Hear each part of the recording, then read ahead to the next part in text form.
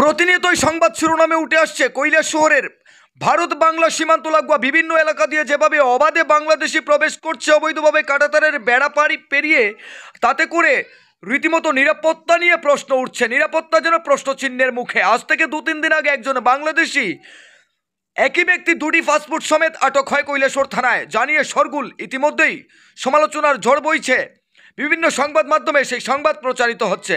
তাছাড়াও প্রতিনিয়ত ভারত বাংলা সীমান্তের কাঁটাতারের বেড়া পেরিয়ে অবৈধভাবে যেভাবে রাজ্যে এবং কৈলাসহরের বিভিন্ন শহরের বুক চিরে একেবারে রাজ্য এবং দেশের বিভিন্ন রাজ্যে প্রতিনিয়ত বাংলাদেশিরা যাচ্ছে, তার দৃষ্টান্ত প্রমাণ আজ আরও একবার পাওয়া গেল।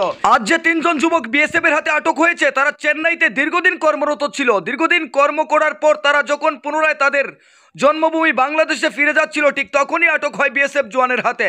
এবার প্রশ্ন হচ্ছে, এদেরকে জিজ্ঞাসাবাদ করে পুলিশ তো অনেক তথ্য পাওয়ার কথা, সেই তথ্য মোতাবেক সেই দালালদের কেন গ্রেফতার করার সাহস দেখাচ্ছেন না পুলিশ বাবুরা?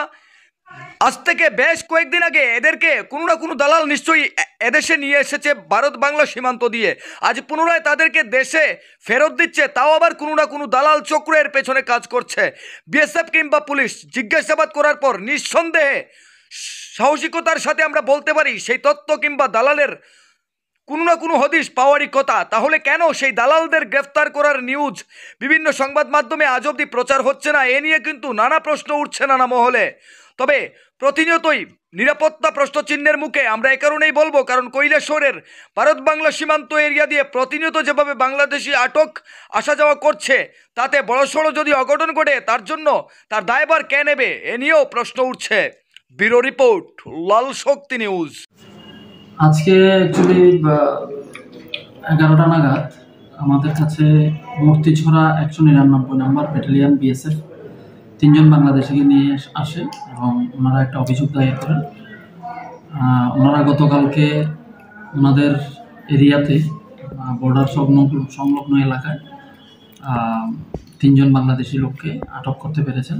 তারা ওনাদের ইন্টারোগেশন সেরে আমাদেরকে একটা অভিযোগ দায়ের করেছেন। এই সাপেক্ষে আমরা একটা মামলা নথিভুক্ত করছি এবং এটার ইনভেস্টিগেশন আমরা শুরু করছি। ওরা কি এদিকে আসতেছিল না বাংলাদেশে যাচ্ছিল?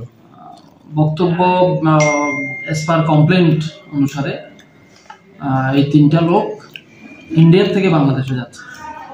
ওরা এর আগেই কোনো এক সময়ে কাজের সন্ধানে ইন্ডিয়াতে এসেছিল, বাড়ি ফেরার পথে ওরা ধরা পড়ে। স্যার ওদের নামগুলো যদি বলতেন কাইন্ডলি। 3 জনের নাম মধ্যে একজনের নাম রাহানুর রহমান, আর একজন হচ্ছে জাহিদ আহমেদ, তৃতীয় ব্যক্তির নাম হচ্ছে রোমন আহমেদ। ওদের কাছে কোনো পাসপোর্ট কিচ্ছু নেই, অবৈধভাবে সম্পন্ন পাসপোর্ট ছাড়া।